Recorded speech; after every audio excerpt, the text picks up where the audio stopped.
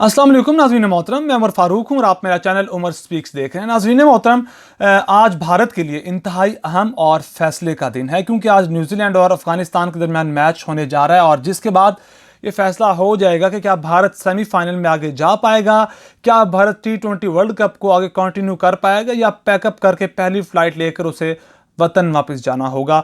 क्योंकि अगर न्यूजीलैंड जीता है तो भारत की छुट्टी है और अगर अफगानिस्तान जीता है तो ही भारत के आगे जाने के सेमीफाइनल में चांसेस हैं। लेकिन यहाँ अफगानिस्तान के लिए बड़ी ही इंटरेस्टिंग सूरत हाल पैदा हो चुकी है और वो ये है कि दोनों टीमों में से कोई भी जीते, अफगानिस्तान जीते या न्यूजीलैंड जीते, अफगानिस्तान आगे नहीं जा पाएगा। क्योंकि अफगानिस्तान ने भारत से दोस्ताना मैच हारकर, हम मैच फिक्स नहीं कहेंगे, दोस्ताना मैच हारकर अपनी मंजी खुद ही ठोक ली है। यानी कि पंजाबी में कहा जाता है ना कि अपनी मंजी ठोक लेना, अपना नुकसान खुद करना, वही काम अफगानिस्तान ने अपने साथ किया। अफगानिस्तान को अंदाज़ा ही नहीं था कि भारत आगे चलकर स्कॉटलैंड की इतनी पिटाई करेगा कि उनका रन रेट अफगानिस्तान से बहुत बेहतर हो जाएगा। और रन रेट की अगर बात की जाए, नेट रन रेट की बात की जाए, तो इस वक्त अफगानिस्तान का NRR, जिसे नेट रन रेट कहा जाता है, वो है 1.481, जबकि इंडिया का नेट रन रेट है 1.61। यानी कि इस वक्त इंडिया का, भारत का जो भारतीय टीम का जो रन रेट है वो अफगानिस्तान से कहीं ज़्यादा है। और अगर अफगानिस्तान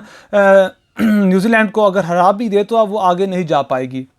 तो इसलिए अब भारत के लिए बड़ी दिलचस्प और बड़ी इंटरेस्टिंग सूरत हाल पैदा हो चुकी है। और अगर आज अफगानिस्तान जीत जाता है तो उसके बाद भारत के लिए और आसानी हो जाएगी कि वो आगे नमीबिया के साथ अपना टारगेट सेट कर लेगा कि अब उसको नमीबिया को कितने रन से हराना है, कितने मार्जिन से हराना है कि वो आगे सेमीफाइनल में जा सके। तो इस तरह अब अफगानिस्तान की तो इस वर्ल्ड कप से छुट्टी हो चुकी है और आज फैसला हो जाएगा कि भारत की भी छुट्टी होती है या भारत आगे सेमीफाइनल खेलेगा। नाज़रीन मोहतरम, मैंने आपके साथ यहाँ एक और ख़बर शेयर करनी, बड़ी इंपॉर्टेंट खबर है, और वो ये है कि तालिबान ने अफ़गान क्रिकेट टीम को सज़ाएं ना देने का फ़ैसला किया है। क्योंकि अब ये जो कहानी है, जो कहानी बन चुकी है कि इंटरनेशनल मीडिया, जो आलमी मीडिया इस तरह की बातें कर रहा था कि तालिबान ने, ये एक अफवाह थी कि तालिबान ने अफ़गान क्रिकेट टीम के ख़िलाफ़ सज़ाओं का ऐलान कर दिया है, तहकीकात करने का ऐलान कर दिया। इसी खबर को तालिबान और अफ़गान क्रिकेट टीम में जो दरार पैदा करने का ज़रिया बनाया गया है, और जिसके बाद अब तालिबान अब इस बारे में कोई तहकीकात नहीं करेंगे। वो आगे चलकर फैसला होगा कि इस मैच के बारे में क्या बात होती है। नाज़रीन मोहतरम, चंद रोज़ पहले एक झूठी खबर फैलाई गई थी, जैसे अफवाह कहा जाए तो बेहतर होगा। वो कहा गया था कि अफ़गान तालिबान के जो तर्जुमान हैं ज़बीउल्लाह मुजाहिद, उन्होंने कहा कि इस मैच की तहकीकात का हम तहकीकात करेंगे और देखेंगे कि इसमें कौन कसूरवार है, उसको उसकी सज़ा देंगे। और कहा था कि हम इस मैच की पूरी गहराई तक जाएंगे, और ये खबर झूठी थी।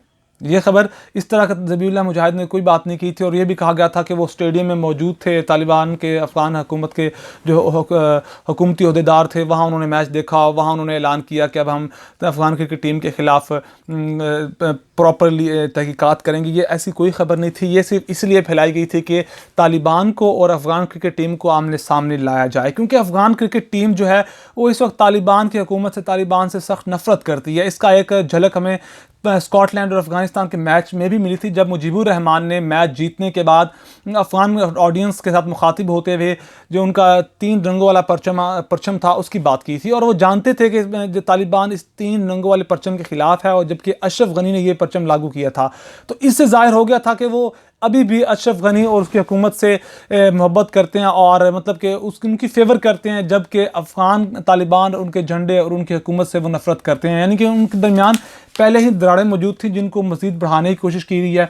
होना यह था कि अगर तहकीकात होती तो अफ़गान जो मुमकिन था कि अफ़गान क्रिकेट टीम अब इंटरनेशनल असाइलम के लिए अप्लाई कर देती, और फिर पूरी आलमी सतह पर यह बात की जाती कि, यानी कि अफ़गान क्रिकेट टीम ये बात करती कि अब हमारे साथ जुल्म हो रहा है, हमारे खिलाफ तहकीकात की जाएंगी, हमने इंडिया से जो मैच नहीं जीता तो उसका हमसे बदला लिया जा रहा है, और इस तरह की बातें होती हैं। जिसके बाद फिर तालिबान की जो जगहंसाई होनी थी उनके खिलाफ, मतलब कि एक प्रोपेगेंडा बन जाना था। तो उसके बाद अब यही फैसला किया गया है कि अब तालिबान उनकी कोई तहकीकात नहीं करेंगे, और तहकीकात करना आसान नहीं है। ये एक वाइट कॉलर क्राइम है जिसे पकड़ना इतना आसान नहीं है। और नाज़रीन मोहतरम, यहाँ एक और अहम तरीन खबर है जो आपके साथ शेयर करनी है, वो यह है कि भारतीय मीडिया ने अपने ही क्रिकेट टीम के कप्तान कोहली की बैंड बजा दिया। और अब जिस बंदे ने विराट कोहली के खिलाफ बात की थी वो इनका स्पोर्ट्स जर्नलिस्ट है, भारत का बड़ा मशहूर स्पोर्ट्स जर्नलिस्ट है जिसका नाम है विक्रांत गुप्ता। और अब भारतीय अवाम उसकी बैंड बजा रही है, और ट्विटर पर उसके खिलाफ ट्रेंड चल गया है।